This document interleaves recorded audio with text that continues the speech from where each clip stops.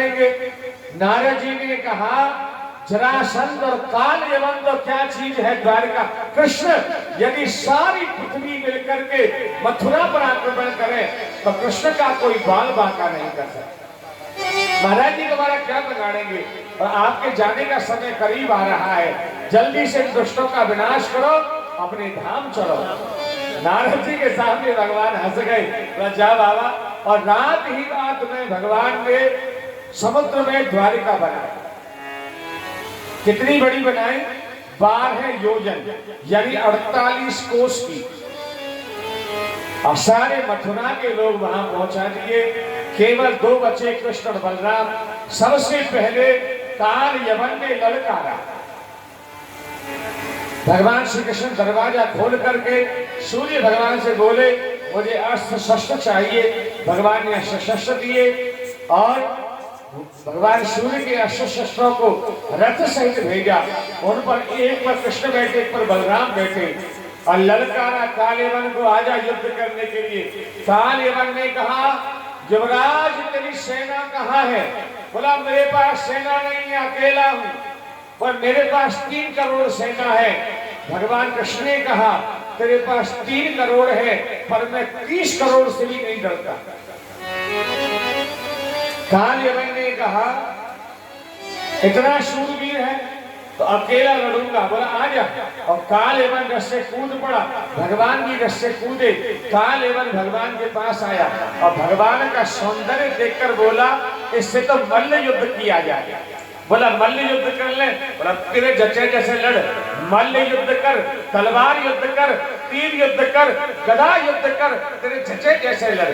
पर ये जगह अच्छी नहीं है मल्ल युद्ध के लिए, मेरे पीछे पीछे चल, मैं जगह बताऊंगा। और भगवान काल यवन को लेकर के भागे। कहा? राजस्थान। राजस्थान में धौलपुर जिले में एक पहाड़ है, वहां गुफा है। धौलगिरी पहाड़ की गुफा में भगवान प्रवेश कर गए। उसमें एक आदमी सो रहा था, उसको पीतांबर उड़ाई और जाके छुप गए। पीछे से काल यवन आया, बोला मेरे डर से यहाँ के छुप गया। बड़ा शूरवीर बनता है, अकेला बहुत हो, 3 करोड़ सेना से डर नहीं लगता। एक मारी ठोकर सोने वाले को, और सोने वाला जागा। और जैसी उसकी नजर काल यवन पर पड़ी, काल यवन जल करके खाक। भगवान निकल के आए। परीक्षित जी महाराज ने पूछा ये व्यक्ति कौन है? ये पहले के जन्म में कौन था? बोला पहले के जन्म की बात नहीं है, ये मुचकुंद नाम के राजा हैं और इन्होंने देवासुर संग्राम में देवताओं की सहायता की। ये सूर्यवंशी राजा हैं। इंद्र ने कहा क्या चाहते हो?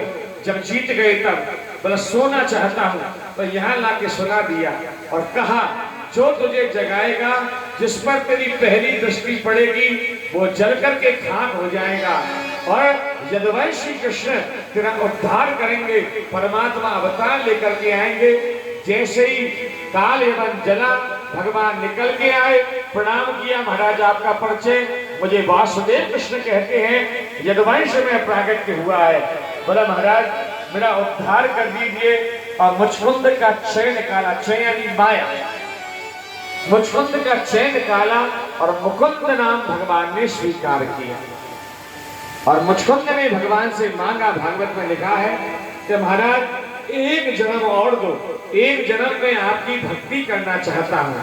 तो भक्तमाल में लिखा है यही मुचकुंद भगवान कृष्ण के आशीर्वाद से नरसिंह मेहता बन करके आया, नृसिंह मेहता बन गया। भगवान ने उद्धार किया। और धौलगिरी पहाड़ को जरासंध की सेना ने चारों ओर से घेर लिया। और बलराम जी का हाथ पकड़ा भगवान ने और पहाड़ के ऊपर भागे और छलांग लगाई जरासंध की सेना के उस पार। और भगवान भागे गुजरात। पीछे पीछे जरासंध की सेना आ रही है। रणछोड़, भगोड़े, डरपोक, कायर। अरे तू क्षत्रियों जैसा गुण नहीं है, पीठ लगा के भाग रहा है। अरे युद्ध कर। बलराम ने कहा मर जाएंगे पर पीठ नहीं दिखाएंगे, चल युद्ध कर। भगवान कृष्ण ने कहा दाऊ दादा मैंने गुरुजी से 64 विद्या पढ़ी है और 64 विद्या में एक विद्या ये भी है कि बहुत सारे दुश्मनों के बीच में अगर आदमी फंस जाए और प्राण बचा के भाग जाए वो भी शूरवीर होता है। भाग दादा और दोनों भागे, गुजरात पहुंचे। गुजरात में एक पहाड़ है जिसका नाम है गिरनार। उसकी 9,999 सीढ़ी, लगभग 10,000 सीढ़ियां हैं। उस पहाड़ पर भगवान चढ़े और बलराम का हाथ पकड़ा और छलांग लगाई और भगवान कहां पहुंचे? बोलिए द्वारिकानाथ भगवान की जय, वृंदावन बिहारी लाल की जय, जय जय श्री राम। भगवान द्वारिकानाथ हो गए और बलराम जी का विवाह हुआ रैवत नाम के राजा की बेटी रेवती के साथ। कुमुदनी नाम के राजा की बेटी थी, वैसे रैवत कहते हैं। और ये अपनी बेटी को लेकर के ब्रह्मलोक चले गए थे। वहां नृत्य चल रहा था, एक तरफ बैठ गए और जब नृत्य बंद हुआ तो रेवत ने ब्रह्मा जी से पूछा कि मैं अपनी बेटी के लिए वर पूछने के लिए आया हूँ। तो ब्रह्मा ने कहा तू जिनके बारे में सोच के आया है वो मर चुके हैं सब, अब द्वापर युग आ गया है और कृष्ण का बड़ा भाई है बलराम, जो वसुदेव का बड़ा बेटा है, उसके साथ अपनी बेटी का विवाह कर। बलराम जी महाराज का विवाह हुआ रैवत की रेवती नाम की कन्या के साथ। अब कलयुग में आदमी की लंबाई अपने हाथ से नाप करके 3.5 हाथ होती, और द्वापर में आदमी की लंबाई होती थी 7 हाथ। त्रेता में आदमी की लंबाई थी 10.5 हाथ और सतयुग में आदमी की लंबाई थी 14 हाथ। तो बलराम जी महाराज तो हैं द्वापर के 7 हाथ के हैं और रेवती है त्रेता की, रेवती है 10.5 हाथ की। अब फेरे डालने लगे तो भगवान कृष्ण ने धीरे से कहा दादा रहा और तो सब ठीक है पर भाभी लंबी बहुत है। बलराम ने कहा फेरे खा लेने दो, नाटक मत कर। घर पहुंचे फिर कह दिया और तो सब बढ़िया है पर भाभी लंबी बहुत है।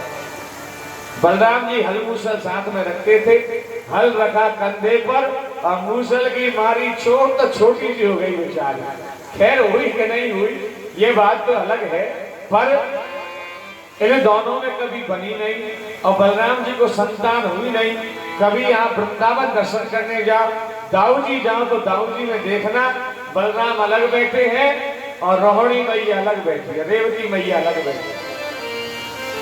भगवान श्री कृष्ण का पहला विवाह रुक्मिणी के साथ हुआ और भगवान ने रुक्मिणी का हरण किया। पहला विवाह भगवान का राक्षस विधि से हुआ। परीक्षित जी महाराज ने सुखदेव जी महाराज से प्रश्न किया गुरुदेव कृपा करके मुझे रुक्मिणी के विवाह की कथा सुनाइए। भगवान ने रुक्मिणी का हरण क्यों किया और रुक्मिणी के साथ राक्षस विधि से विवाह क्यों किया? एक क्षण के लिए, 1 मिनट के लिए भगवान नाम संकीर्तन, फिर आप रुक्मिणी विवाह की कथा सुनिए क्योंकि प्रसंग बदलता है। अरे गोविंद